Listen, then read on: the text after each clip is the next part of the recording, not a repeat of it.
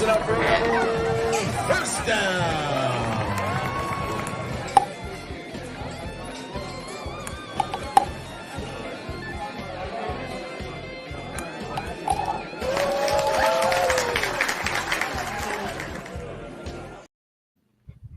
What's going on, everybody? Welcome back to JG's Lounge. We're here with another episode of In the Lounge with JG and my co-host Brofiki down there at the bottom below me. Hey, man, how you doing today? I'm so well. I'm trying really hard to stay warm. It's really cold here today. Yeah, it's been pretty cold here too. It's like 23, maybe, probably colder there. I don't know, but yeah, that's pretty much what we're doing. We're preparing for this crazy snowstorm to end Sundance this weekend. So just trying to stay warm. Our guests here with us are from Cali, so I don't know if they know much about the cold like we do. But hey, what was that? What do you mean? It's been freezing here. It's been like 70. Well,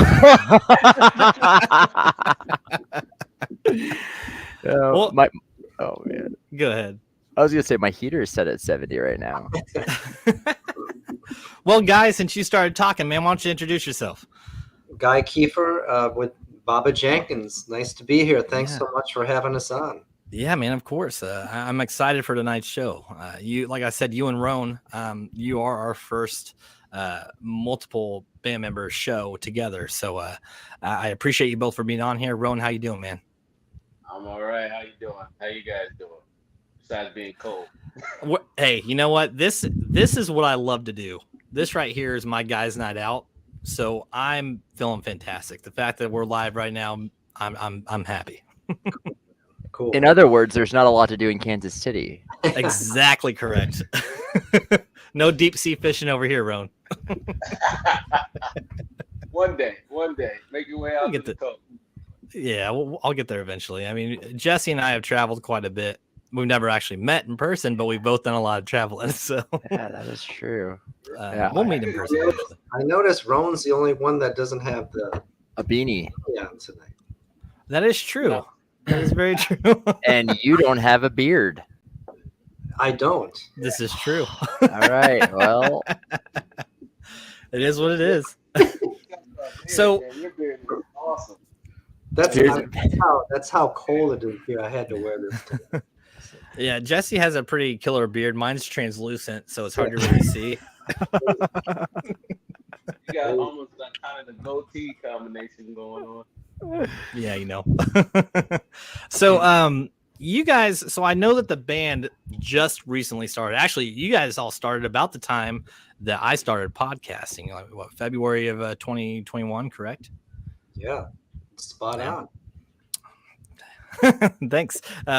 So we want to get to know you guys before the band. You know, I know you guys have both been in the music industry for probably a lot longer than Baba Jenkins, right? Yeah. I before I linked up with Guy and Baba Jenkins, I did some writing as a rapper, believe it or not, before I became a band member, singer. Guy, I know he has some history with the guitar. You want to tell me your story, Guy? Yeah, I mean, I was in and out of a couple bands here in Los Angeles, but then I took a break.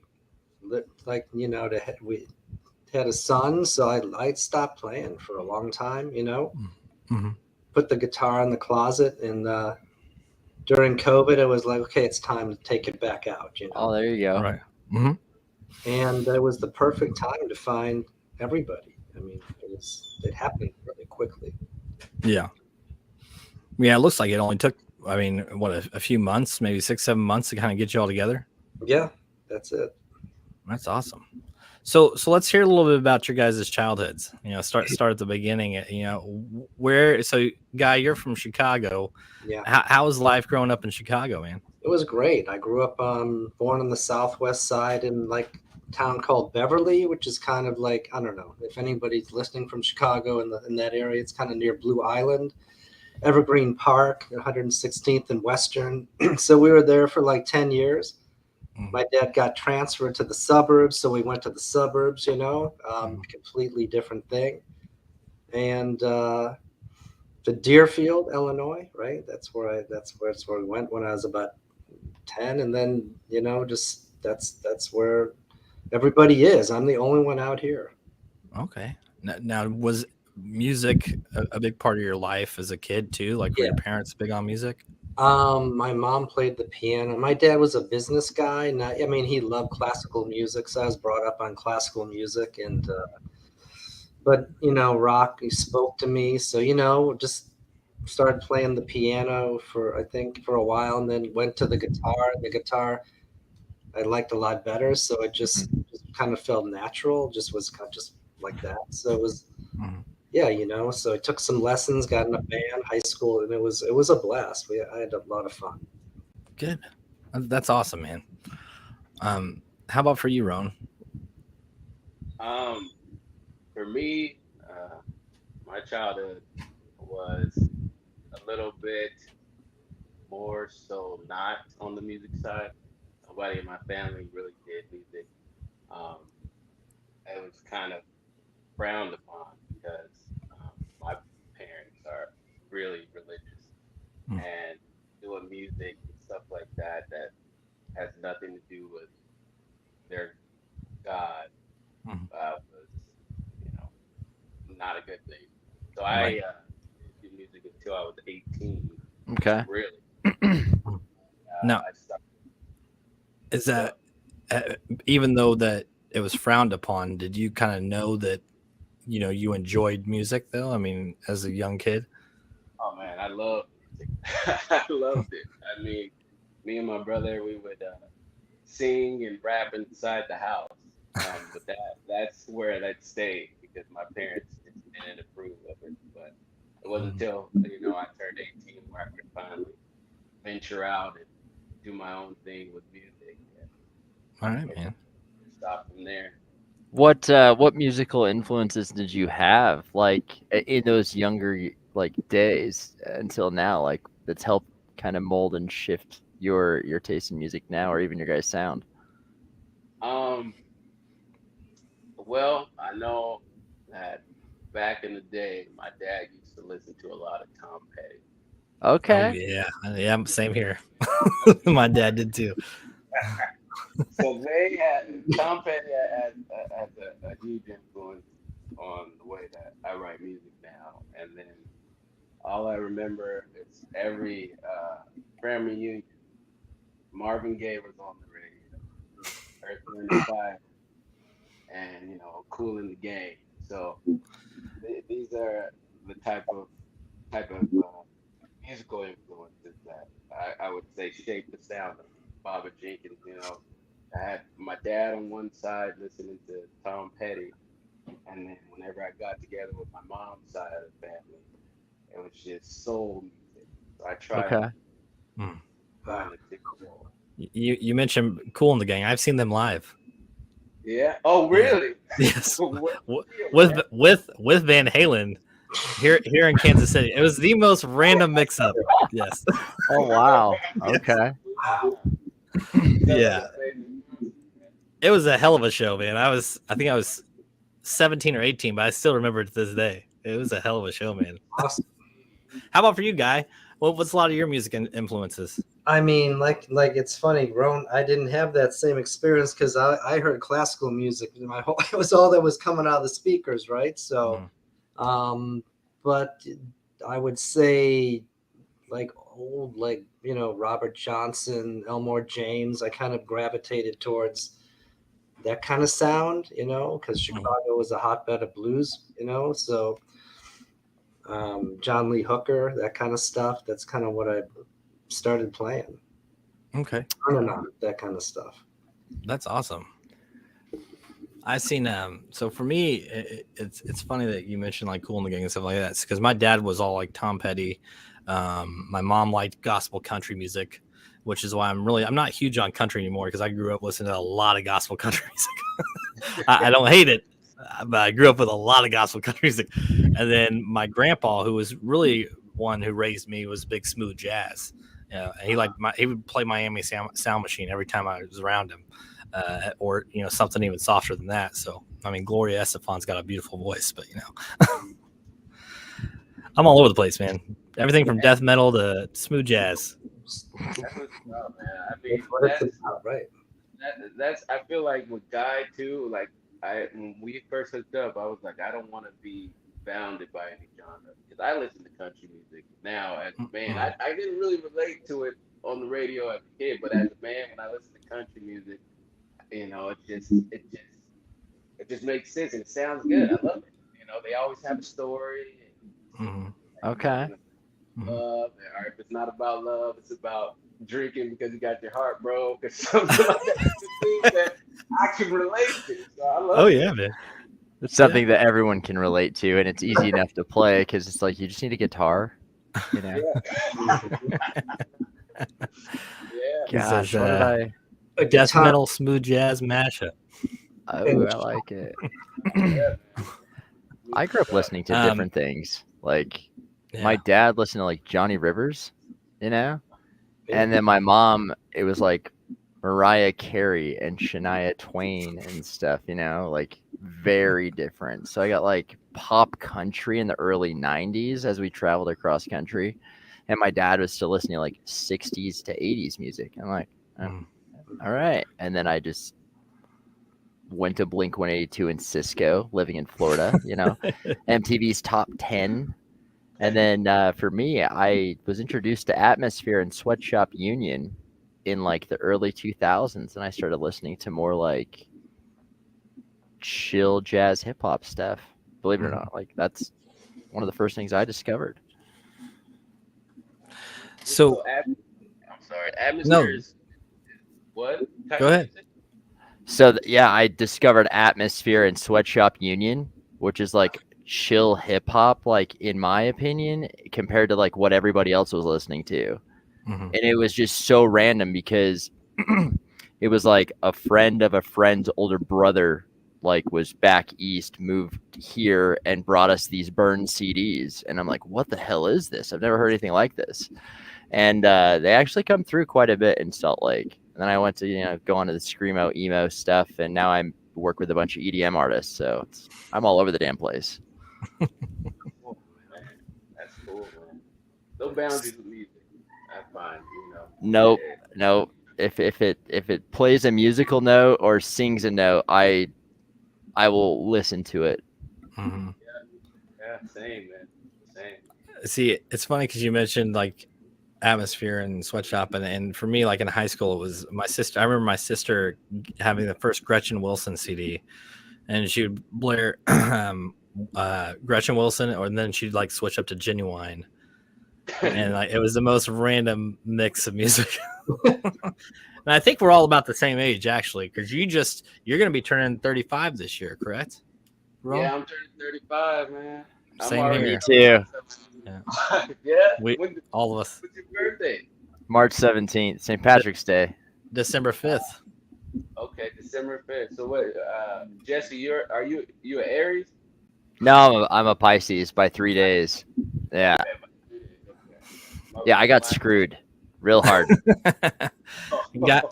Guys, when's your birthday, man? July 1st. And how old are you? Answer. I'm north of 34. Oh, okay. So we're all the same. Yeah. 80. I graduated 2006. 07. Yeah.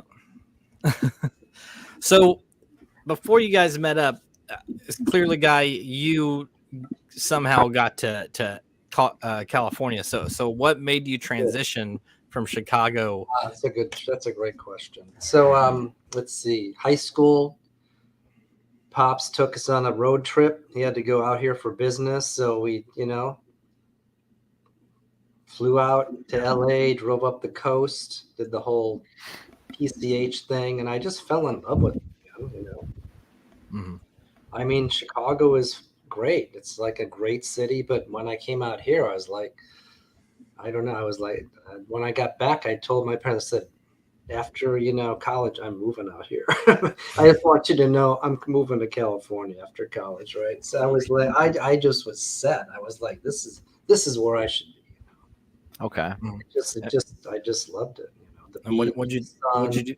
Girls, the whole thing, that I saw out here. I was like, this doesn't look like Chicago to me. I think I like this place. But I love Chicago too. It's just different, I like different stuff. Yeah. What'd you go to school for in college? Business. Okay. So I wanted to go to Berkeley College of Music in Boston. Mhm. So my dad said, "Okay, you can go to Berkeley, but you're gonna have to pay for it." I'm like, I don't think I can do. I'm like thinking, like, I don't think I can do that. So I'm like, I ended up in business school. It's like, you go to business school, I'll pay for it. You go to Berkeley, you got to figure it out. I'm like, okay, Berkeley's not an option for me. So I went to business school. Well, I mean, you're still in the music industry, so there you go. Yeah, Do you? and it helps to have a business background when you're putting stuff together, you know. Well, yeah. I mean, you put together Baba Jenkins, right? Yeah, exactly. So And actually, Rone, I know that you kind of helped decide on the name, which I found very interesting when I was reading about it. So, did you guys kind of talk about it together and just agree that this makes sense? Yeah, it was kind of like that because we're all fathers, everyone in the Hmm. band, and you know we like blues. I like blues. Guy likes blues, and it just kind of makes sense. Bobo Jenkins, is a little known blues musician, and you know I think he's pretty good. No, nobody ever really talks about him, and Guy Hmm. knew about him. Like, why don't we do Baba Jenkins instead of Bobo Jenkins? And it just kind of stuck. Hmm. yeah, Rone came up with that, and we loved it. And we're like, I'm googling Baba Jenkins. There's like no Baba Jenkins. Everything else we came up with was taken. Hmm. For our social media purposes, this is great because anybody who hits up Baba Jenkins, we're going to come up probably first, pretty close to first, right? Yeah. Yes. Sure enough, that's what happens now if you Google us. We got like the first 5 full pages of Google is all us. Baba Oh Jenkins. yeah. It Yep. really now was a cool name. It was like it kind of just had that ring. Everybody liked it, but it serves the purpose too when people are like trying to find you. Oh yeah.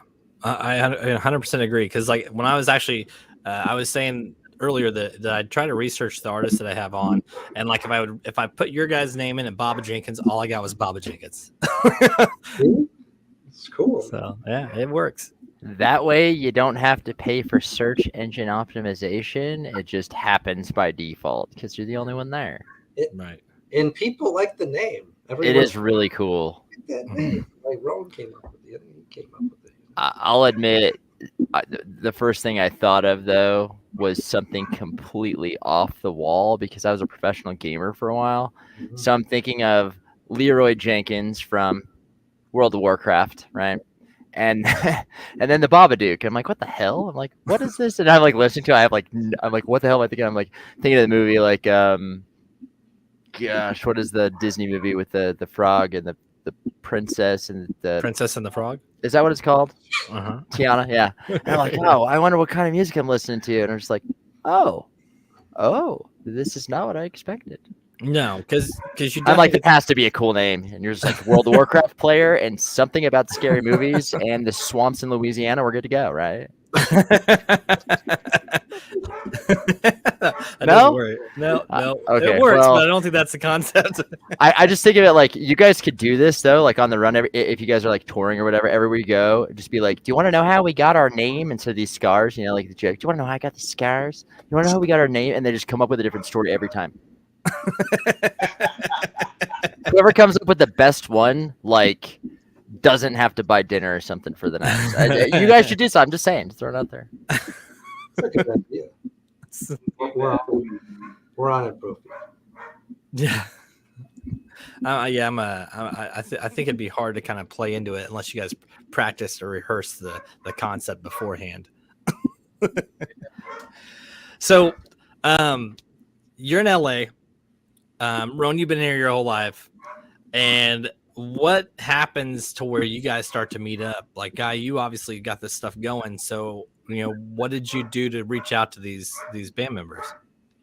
I joined this site called bandmix.com, and I just put up my profile, and then I think it was free, right? And then I think it's free, Rone, right? And then I just kind of was like, okay, well, there's this like premium thing, so I paid a little bit extra so I could like, I don't know, do better, more research or something, because I was on there really to look for people, not just to put in my profile. So I was thinking, you know, look out, I got to find people to play with. So this was where I started. So I went and started researching profiles. I kind of like I didn't hit up anybody who didn't say like pro, you know, or expert, you know, on their profile, and who had something interesting to say, or who had music posted and stuff. And I saved about 60 profiles, but in Echo, I had a bunch of drummers. So I started with the drummer. I'm like, I'm gonna get the rhythm section first. So I started with the drummer and hit up Echo, and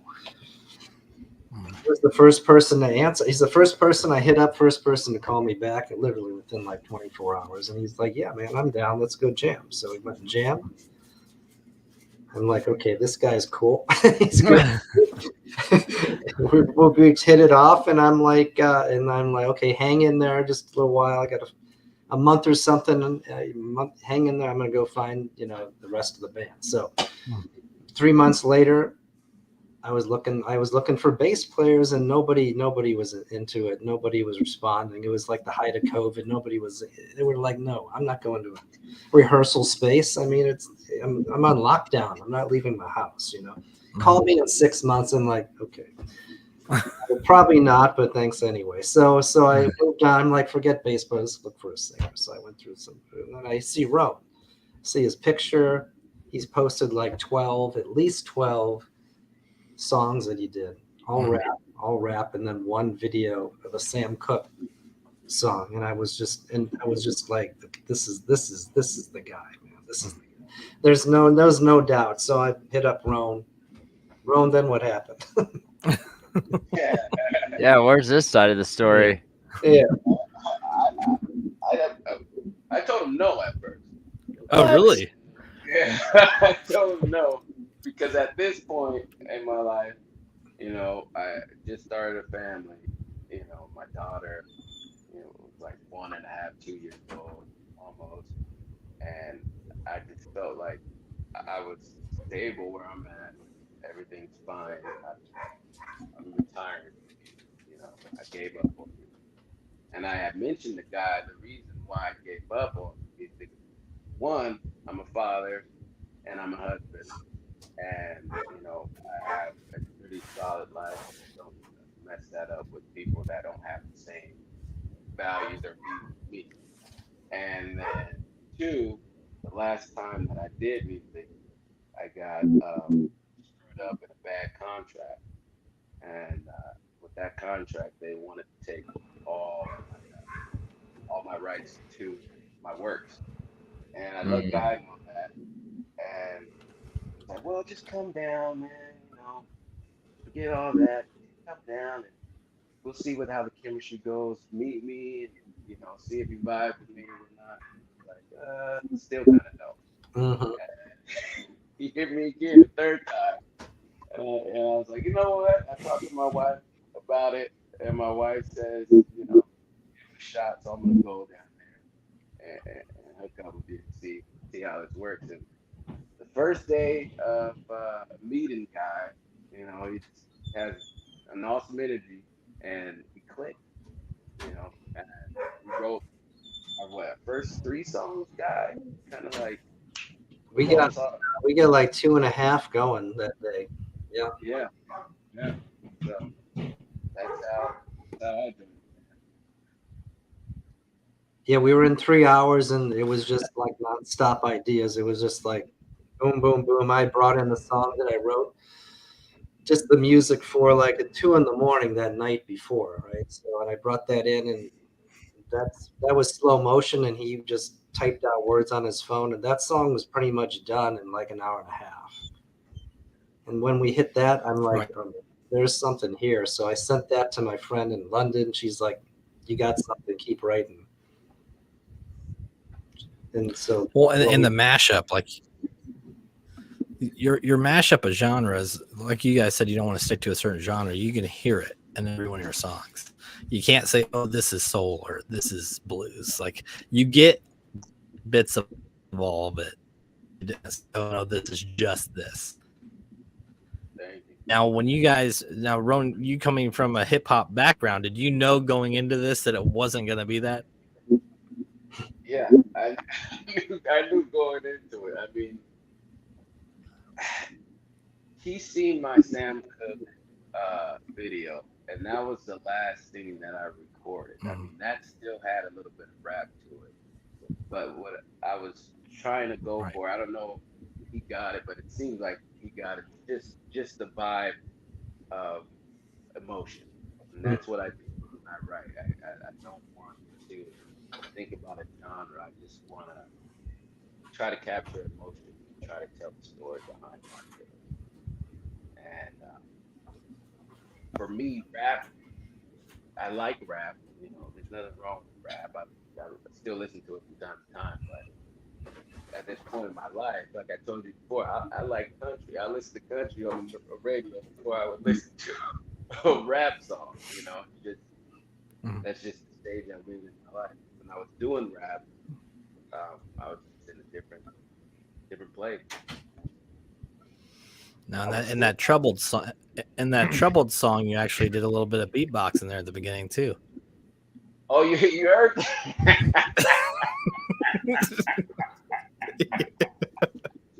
Yes, Oh, I did. yeah. I listened to it. Yeah, I did a little bit of beatboxing. That was a fun song. That was really fun. It was good. It was creative. I liked it. So, and Guy, you've been in and out of other bands. I mean, are there any other bands that you like got pretty big with, or it was just kind of smaller bands? They were all smaller indie bands. I mean, we had one, first one was we just did like a 3-song demo. Somebody, the person actually I talked to in London is the person who was in that band with me. She worked for Christmas Records. So she threw it to somebody at Atlantic. Atlantic was going to come out. I think they were going to sign us, and then the singer quit because he wanted to get married. So that one didn't materialize.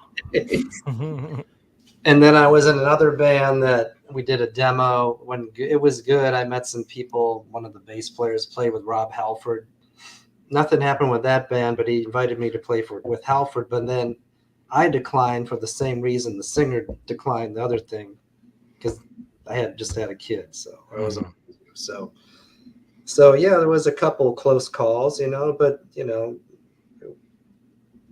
this band is completely different. I mean, we didn't really, this was after a few years. We're talking like 8 months. We had nobody even let us play anywhere, and this is where we're at after 8 months, So we're kind of on the fast track. I think there's a lot of momentum going here, and good stuff's going to happen. Yeah, and with COVID, it definitely kind of did make it hard to kind of reach out to people like you guys were saying. But I'm guessing that since you have been in some like hit and miss bands, when you were creating Baba Jenkins or getting the band members, was there a lot of stuff that you were kind of thinking about? Okay, this didn't work with this band, or this didn't work with this band, so we're going to do it this way instead of the way it was. Yeah, I think I wasn't the leader in those bands. I was, in the band. I was like a writer, to some extent. But this one was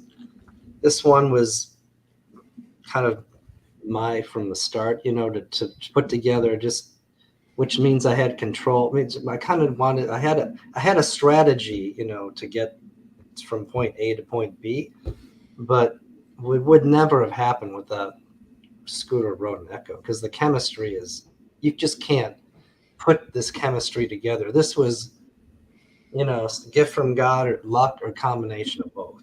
Right. Yeah, I agree. You guys all have, like, just reading your guys' like information on your site, you guys all have like similarities in your music taste, but you all come from very different backgrounds.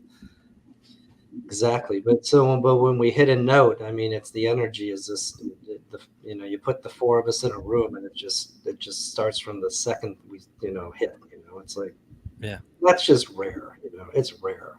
Yes. Probably the last time that happened to me was in high school.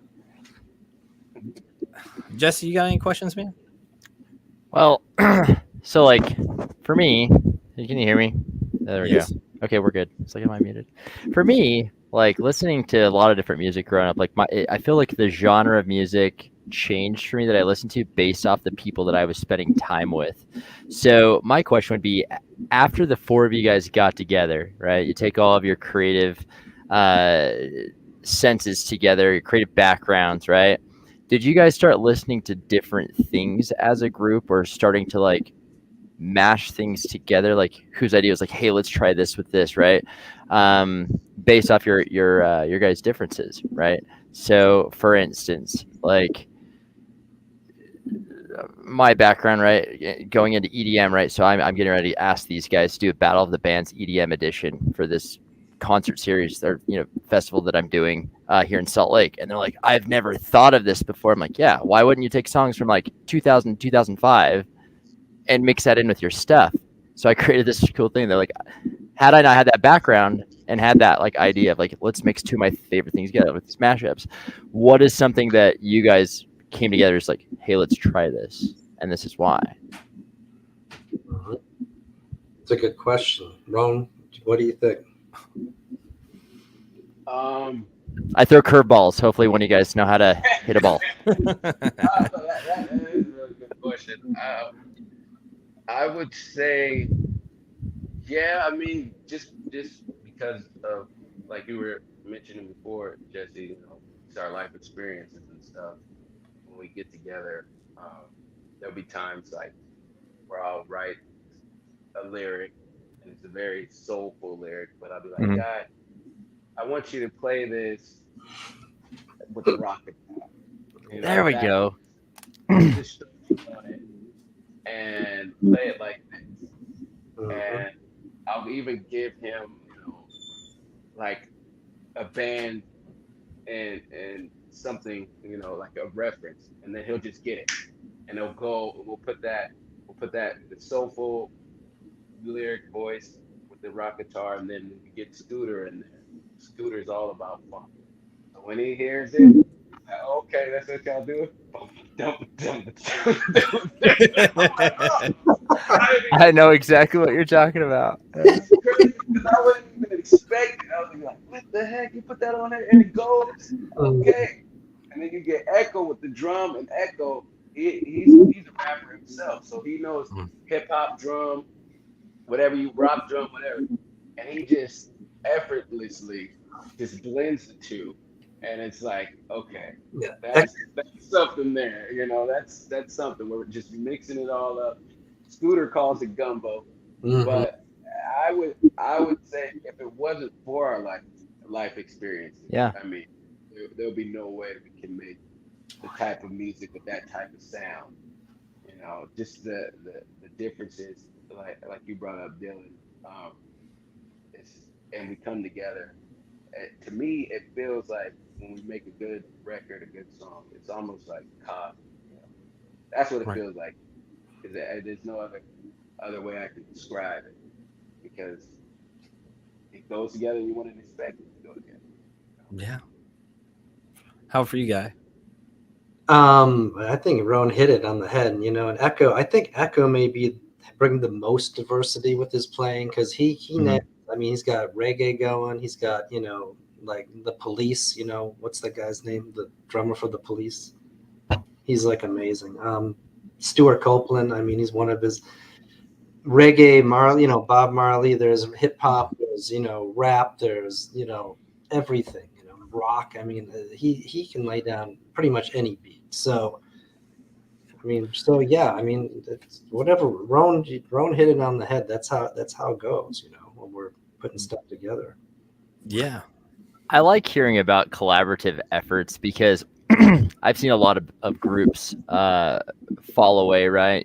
Perfect example, I guess, Blink-182 got back together, right? Without Tom in the band, they just didn't have the same feel, right? Perfect example. I think most people could at least aware of who Blink-182 is.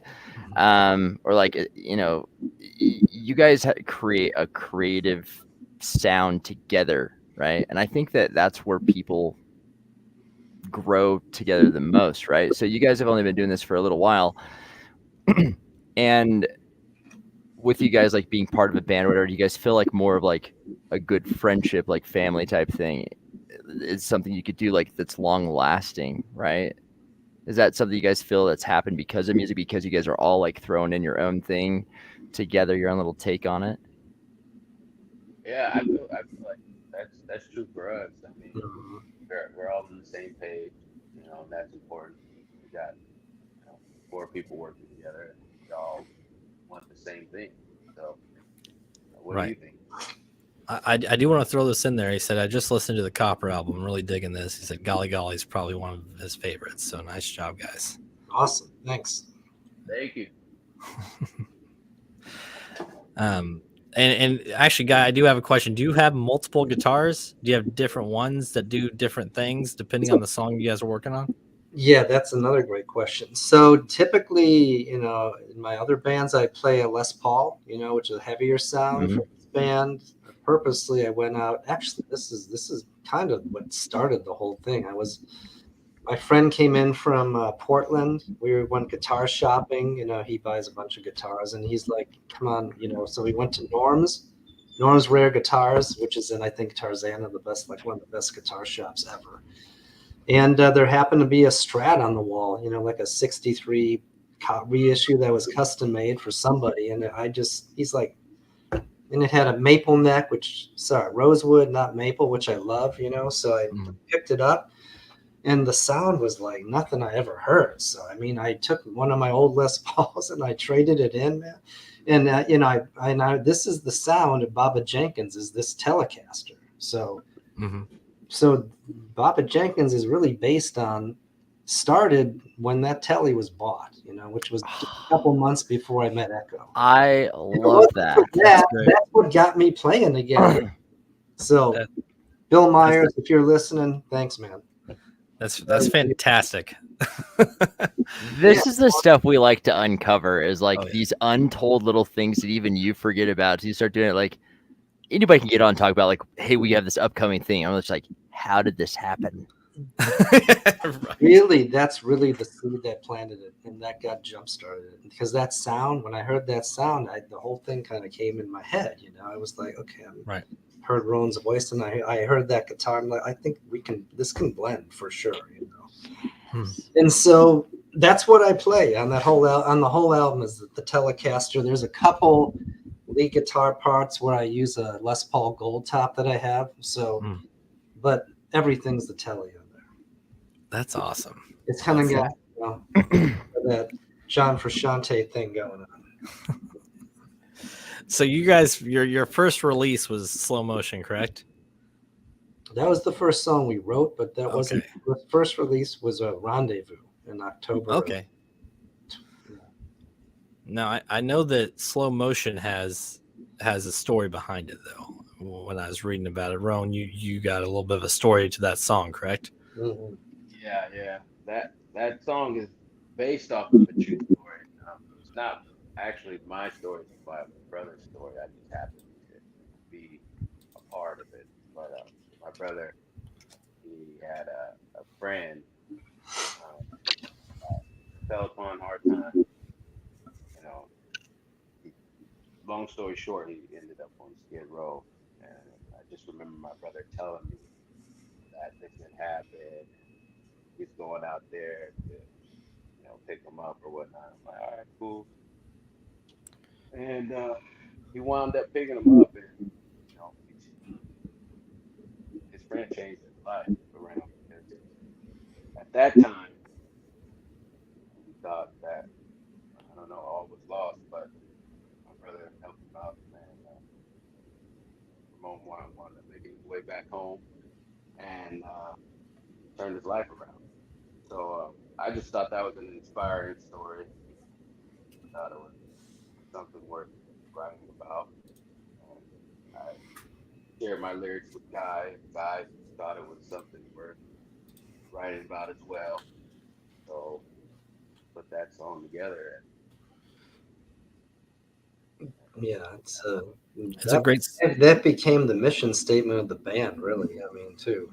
Yeah. I wanted to put this. I know you're going to lead that into the next question, which is probably our work with the nonprofits, right? Yes, this right here, correct? Yep, there she is. There's Maxine Seeley. Yeah, I pull up a little image for you. I wanted to kind of talk about that too, and this is big for me. And I really, and Jesse and I can agree with this, but we're all about helping as well. And we just did a charity event and raised $270 for a nonprofit organization. It was just our first show. Awesome. And what we did was showcase artists, and we did it for a cause, and it's something that we definitely are passionate about. So knowing that you guys do this kind of stuff is really hits home for us as well. So. Yeah, this is a main focus, a huge focus for Baba Jenkins is to someday do this on a big scale, Yeah. because we want to give back, and so we donate a large percentage of any merch we sell or tickets we sell. And since we started working with, sharing love with others, which is probably 18 months, we've donated about $2,500. So that's amazing. Incredible. And you guys have only been together for a couple of years now. That's great. Yeah. We started working with her just like 3 months after we, met, pretty much. Yeah. Maybe this could be something we could do. We already have something planned for this upcoming concert, but I'd like to do a show for this charity with you guys, maybe the next round, and have you guys headline it. If that'd be something you guys would be interested in. We'd love to talk about that. Sure. Yeah, that'd be rad. Yeah, that's kind of one thing that we're doing, like, is just getting people's messages out there and exposure in any way that we can, right? Whether you're just starting out or whatever. But when Jukebox and I first started talking, I pretty much was living in my car by choice. I was traveling a lot, and I was just in my car like 20 hours a day, just driving, just aimlessly. And then a couple ideas came out to do some stuff with charity. And it's the more we talk to people in music and realizing, like, this is kind of what I uncovered recently is you consume or you create, right? So we're consuming content, whatever it is, to a point where we feel inspired to create something. And we create something with the purpose or intention that somebody will consume it, watch it, listen to it, read it, whatever. And what I've realized is with musicians specifically, there's usually something that happens in your life, traumatic or stressful, that leads you to write music in the first place, right? And then you usually want to help somebody that's helped you out through something. What was it for either one of you that inspired you to do whatever? I mean, a guy, you kind of hit it a little bit in just assumption with COVID and whatnot. You're like, there's not a whole lot going on. I'm going to pull out my guitar, but it's got to be something before that. What was it that inspired you to start singing, Rone, guy, to start playing again to begin with? And then, I mean, obviously you got a personal story with the choice here with your brother, but yeah, what was it that got you out of your shell, whatever it was, to like write something, get out, start playing? Guy, you want to answer first? Yeah, I mean, I think I just never wanted to give it up. I was always meant to come back to it. And I honestly just have to say it was kind of like a timing thing. And, I think in order to do, everyone's super busy, right? We're all wearing a lot of hats, right? So everyone's doing a lot of stuff, and it takes time, it takes effort to do this. So I think had to be mentally ready, mentally ready to embark on this, in a serious manner, because, the pitch to the guys was, we're going to have fun, but this is serious. So, I mean, we're going to, I want to record an album that's worthy of a Grammy nomination is one of our goals, is to, have that happen. And, we're going to go for it, so this was something I was going to do. So, not to say 24 hours a day, but half the day, doing this. So it's like, so I think it was more mental. And as far as the writing goes, where the music comes from that I write, I don't know. I wake up 2 or 3 in the morning and stuff just hits I just got an idea in my head. I lay it down. I don't know what place it's coming from, to be honest with you. Sometimes it just comes out, and I'll send the idea to Rone. Rone's like, I can run with that, or not, we'll just. Okay. So go back a step further. What led you to start playing a guitar or bass, right? What led me to start playing? Yeah. The very first time, and then you're like, man, I just want to do this. What was the inspiration behind that? Yeah. That's a great. See, that's what I meant. Yeah, I meant like before this group, before your very first band, before the demos. What led you to do that? Like if you were like 14 or something, you're like Christmas came around, like you didn't have anything else to do, so you're like, gosh, I want to do this, right? That's what I want to know. I asked for a guitar for Christmas. There we go. Okay. Under the tree. I started playing. Like a week later, I broke my leg skiing. For 4 months, I was in a cast. I couldn't do nothing. There we go. There it is. That was it. It was me and the guitar for 4 months. And then you got good at it and you wanted to do something with it. I got pretty good pretty fast, So and then got in a band, and it was just fun. It was just a blast, So Okay. Yeah. But I felt like it came natural, and I felt like people were telling me you're really good at this, so I just kept doing it. So. I love that. Yeah. And then Rone, with you singing, and rapping and stuff, and with your parents being, having a spiritual background, right? Or I guess not spiritual, but like, involved in their church, right? Did you sing on Sundays when you guys went to church, or whenever that was? Is that the only time, or did you do choir or something in high school? Did you ever compete in that, or how did that start for you? Well, my parents are Jehovah's Witnesses, so when it comes to singing, it's just very monotone that they have to sing at the church gathering. Okay. I did do a little bit of choir, but I only did it for probably one semester in high school. But for me, the moment that I really was like, oh man, maybe I should sing, was before I started rapping. And when I was 18, when I told you guys I went out and started doing my music thing, I started a band. And that was my first band I was in. It's called Dawn of the New Era. And my friend Dennis, it was that we would have rehearsals at his house in the garage. He was a drummer. And his father was a drummer too. Played in mariachi band or whatnot. So he had all the equipment, the PA system, sound system, and everything. First time I heard my voice and a speaker coming back to me like microphone. Yeah. Whoa. I like it.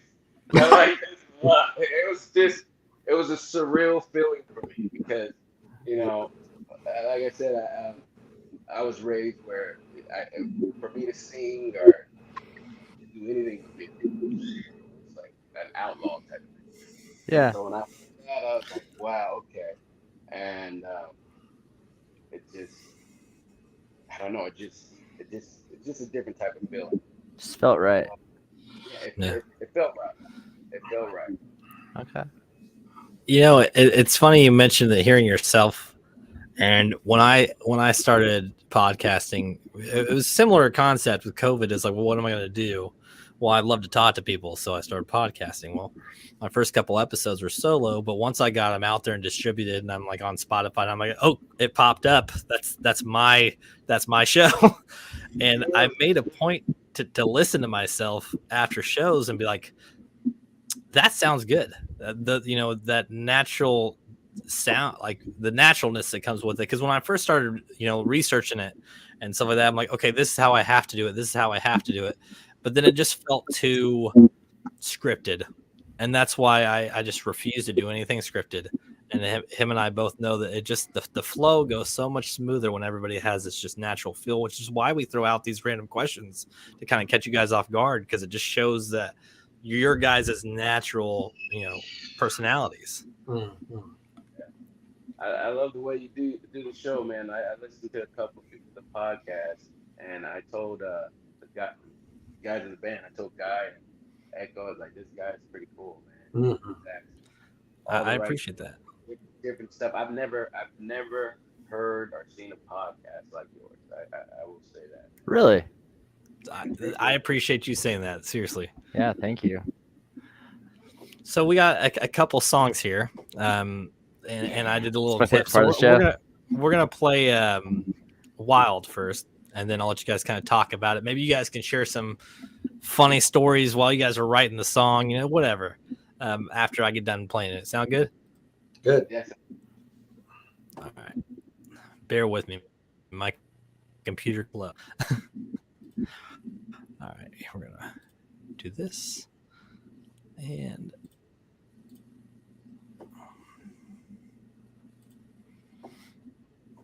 okay, I guess I have to hit play again. And she dances, stops a crowd. Shake for me, baby. Shake for me now. Move that body. Like go away. Hey, hey.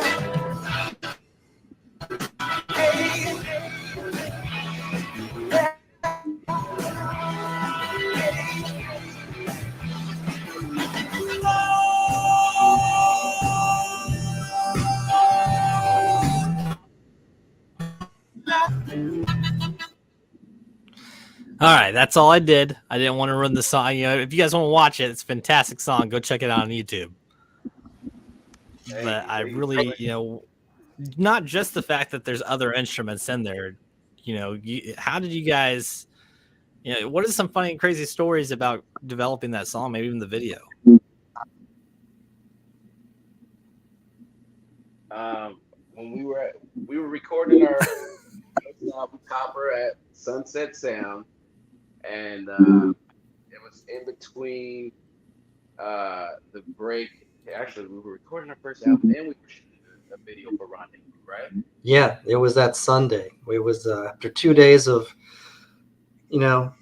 back to back, 14, I don't know, 14-hour days. We did a half day, then we took a break to shoot a video, and then go ahead, Ron. No, yeah, you're on. No, we took a break, and in between the break of shooting that video, they just started playing. Guys started playing, Scooter started playing, and Echo started playing. And I'm just like, okay, this whatever you guys are playing sounds really fucking awesome. I don't know what I'm gonna sing, but I'm gonna sing a melody right now. I sung a melody, and then the guys were like, record that shit. I'm like, okay, let me record. Let me record it. I record it, and I'm like, okay, this is really good. Everybody thought it was pretty good. And, we went back to shooting the rest of the video for Rendezvous. Sometime after that, I take a vacation. Me and my girls, my wife and my daughter go up to Big Bear, and I play what we had recorded at the studio. And just being in the element of nature, in the wild, I was like, okay, these are the lyrics. It just came to me, just flowed out, So that's how Wild was written. I mean, Guy, am I missing anything or? No, man, that's good. That's exactly how it happened. Yeah.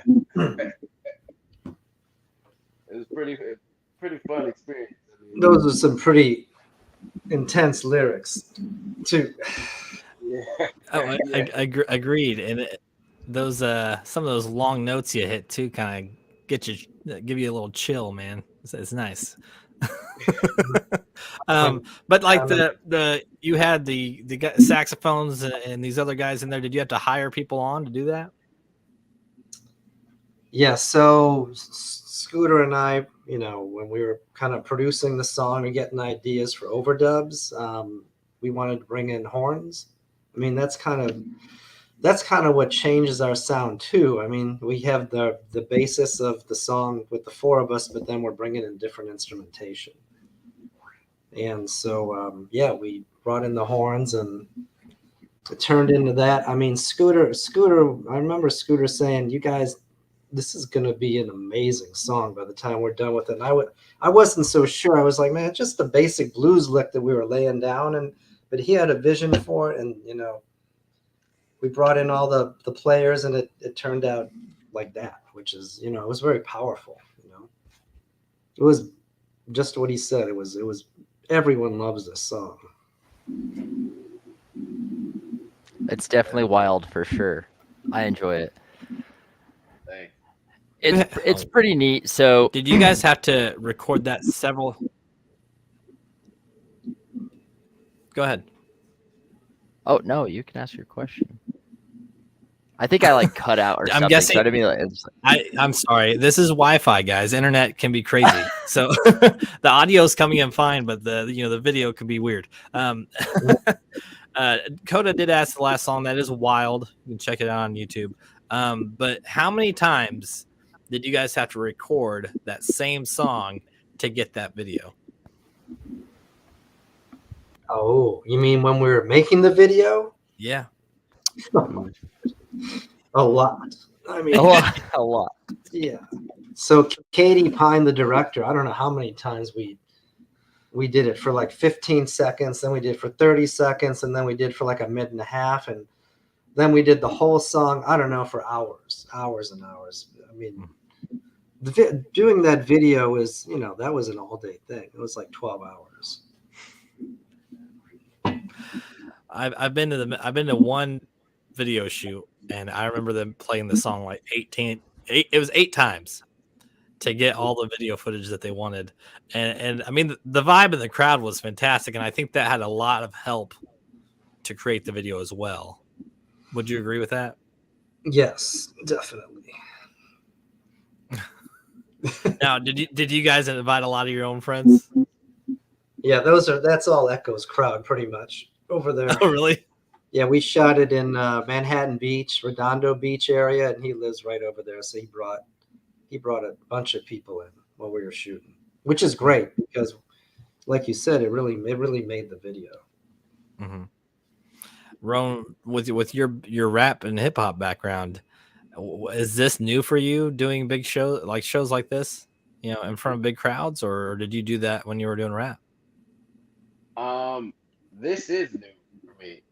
Rap shows, it's a little bit harder to build up an audience, but this is new, but at the same time, it doesn't feel new. It just feels right, Mm-hmm. I mean, the most that I've ever done a show before being in this band, like 50 people. 50? But now, I mean, we just did the Bible Room, and that was an amazing show. The energy there was off the charts. I don't know how many people do you think that was at the Bible Room? I mean, it holds like 220. I don't know. I'd say it was probably over 150. I think it was packed, and it could have been. I mean, it could have two. I can't imagine what 200. It could have been close to 200. I don't know. It was. It was. I know the people who were in there were saying they were like, squeezed in. So I don't know. It's tough to tell when you're up on the stage, but it was packed. The crowd was. They were going crazy. It was a great show. Jesse, you got anything to throw in before we hit this next song? I was just gonna say, I get hit up by like bands and stuff all the time, just because I'm helping book a bunch of shows in Salt Lake. Blues rock is making a comeback in Salt Lake City, at least. Oh.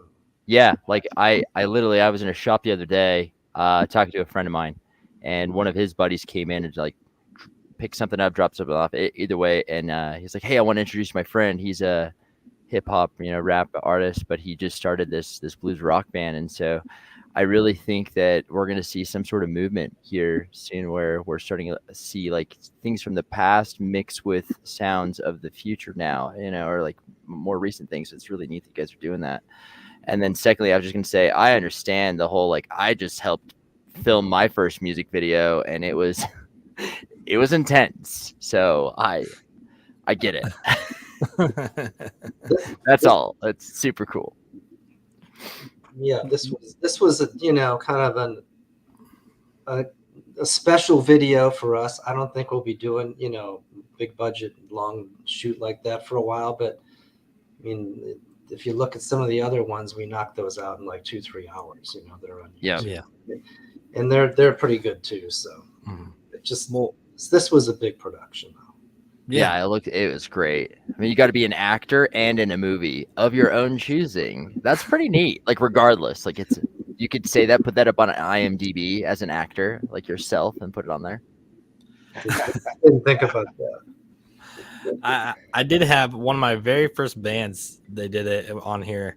They did a video outside. The whole music video was outside, and he said it took like several days, and not just because of the weather, but because to actually play the beats accurately on the video, that you have to go at a different speed than the actual song goes in order to get the shoot the way you need it to be. I thought that was pretty crazy. Man, that is crazy. Man, luckily I don't know nothing. All I know about that, all I know is the place we played was called St. Rock. They had an incredible sound system there already there, so we just blasted it and we, just played along with it. So it was fun. Mm-hmm. My lost interest says my son does lighting. He's been on some 18-hour shoots for music videos, so that's definitely common. Hollywood. Okay, so I tried to pull up the Golly Golly clip that I made, and it didn't want to load. So I went to YouTube. We're gonna try and play it through YouTube feed, and if it's buffers a little bit, I'm sorry. We'll just end it, and you guys can talk about it anyways. Okay. So again, this Wi-Fi for you. So let's get into this one. Hopefully, it won't play an ad. All right, let's see here.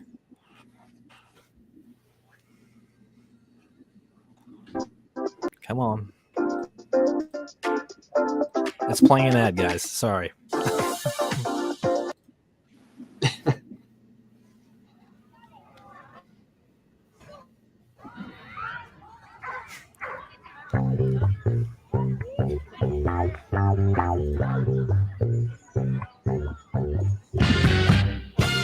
It's a good day.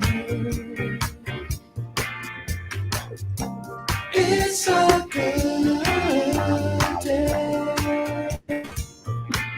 I'm talking galley, galley. Ooh, it's hotter than the earth's core.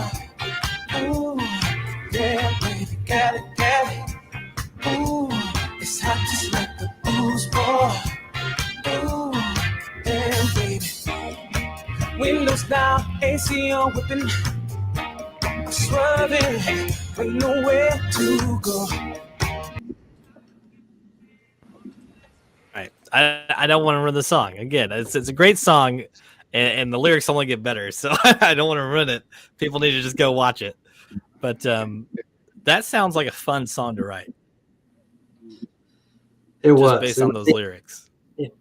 There's some on our Instagram. I'm pretty sure there's some footage in there of when we were in the studio, and people are just dancing in the studio too. These guys are just go. I mean, I think I shot it, and they're just, man, it was fun to record that song.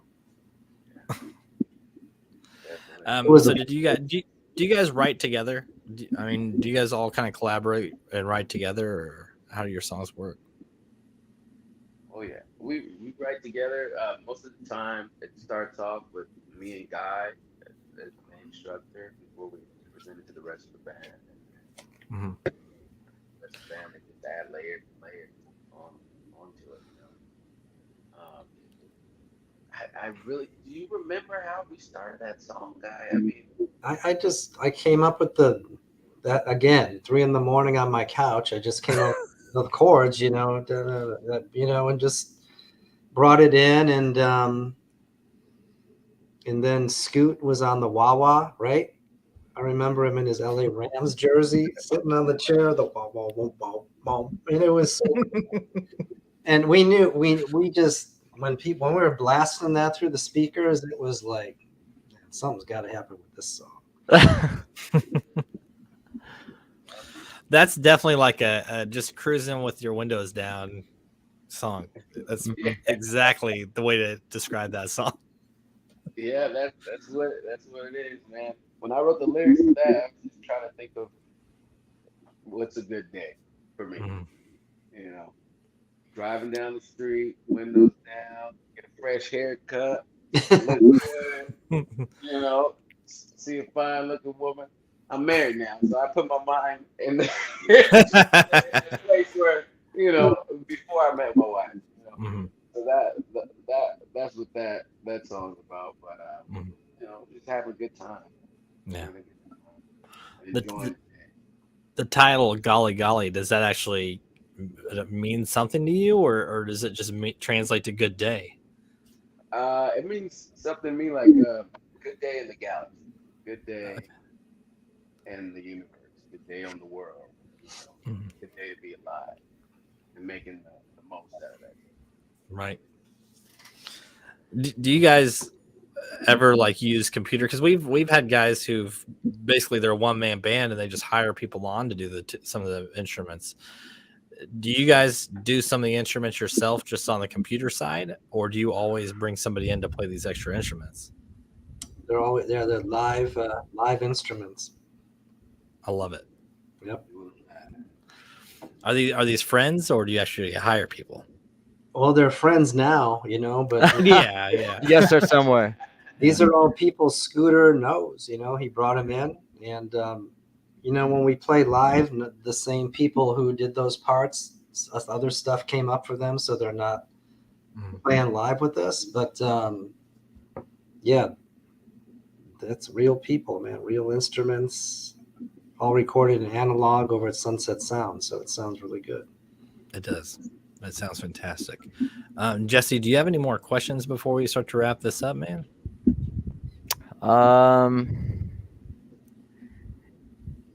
Yeah. If vanilla was a number, what fruit would it taste like? What? What kind of question is that? I do this all the time, actually. Yes, It's just funny because some people will just answer something sporadic because it's like the most random thing that comes off the top of your head. Right. And so it's kind of like a practice that I learned years ago, actually, is just like to keep you on your feet.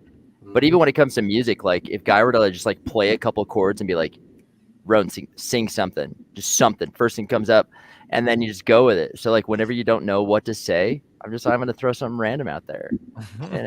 If vanilla was a number, what fruit would it smell like? And you're just like watermelon. It doesn't make sense. It doesn't need to. But now you know the answer, and the number is 6. By the way, if vanilla was the number 6, it smells like a watermelon. Okay. I asked a question and an answer. Then the next thing, the last question I have is just what's next? Yeah, that was gonna be what's on the horizon for you guys. We can keep an eye out. We're gonna post this stuff everywhere because we just love your music and we thank you for sharing your time with us. Honestly, this has been awesome. Yeah, this has been really fun. So we have a important showcase at the Hotel Cafe on March 9th. We're going to be playing with Cliff Beach, who is a DJ at 88.5 FM, and he dialed up a sponsorship. So the station's going to sponsor the show. It's going to be like sick giveaways. 88.5 FM is the SoCal Sound. It's a very important independent station out here in Los Angeles. So this is a big deal, to have 88.5 sponsoring a show that we're playing at Hotel Cafe. So that's coming up March 9th. We're going to be getting ready for that. We're going to shoot a video for Galley, the song you just played. We're going to do that in the next few months, and we're already writing new music right now. So we'll go back in, do some recordings, drop some singles, hopefully, March, April, and then we'll be doing another, we'll just see. We'll just, we're writing throughout the year and recording too. I love it. Yeah. Thank you. And we keep in touch with everybody we have on the show. So I mean, you made a friend out of us. We will help however we can. So you guys have anything coming up, let us know. We'll help you. Push it on the socials and all that. So we will. One other thing, guys, we have Scooter's working on remixes now. We're going to put out an EP with like 4 or 5 remixes that we're going to drop probably starting in February. We'll start dropping a remix here and there. So that's going to be interesting too. Now, is all this stuff going to be found on your YouTube channel? Yeah, I mean everything seems to get on our YouTube channel. It'll be on Spotify, YouTube, Apple, pretty much everywhere. So Fantastic. I'll be Deal. waiting. I'll be waiting for it. yeah, if you follow us on Instagram, we have you'll hit all the updates. Just hit us up on Instagram. Yeah, of course. Hit us up with a phone. You'll know what's going on. Yeah, and I got Rone's number, so of course we can keep in touch and Of course. yeah, and as soon as I get all this distributed, I'll send you links on everything. I'll also tag your socials in the description for the show afterwards. And I really appreciate you guys being on. I appreciate you guys that have been watching. Yeah, thank you. And stay in touch about the charity. Definitely. We definitely so the reason that we started this real quick, the concert series that we're doing, a tour to you, is that to bring things to the people that are at home just with their families, and to bring different genres of music into one concert. This last one we did, we had EDM artists, country artists, classic rock artists, rappers. I mean, it was 7 different artists from every different genre. So, you get these people that like one genre of music, they don't really listen to others. So we just want to help showcase that there's other stuff out there that has, there's a lot of good talent, and to do it for a good cause. So this is something we're going to continue to do. We get booked so quick with artists because there's so many out there that, and it's a way to help you guys sooner than we can technically get you on the show. Mm-hmm. So yeah, we will definitely be in touch, and we will definitely make it happen. All right. Thanks, guys. Awesome. And thanks again for both of you for being on tonight. I might go out to California again. Just saying. So we're gonna stay in touch. Right? Yeah, of course. All right. All right. Thank All you right, so guys. much, guys. Have a good night. Until next time, you guys all have a wonderful evening. You too. Peace.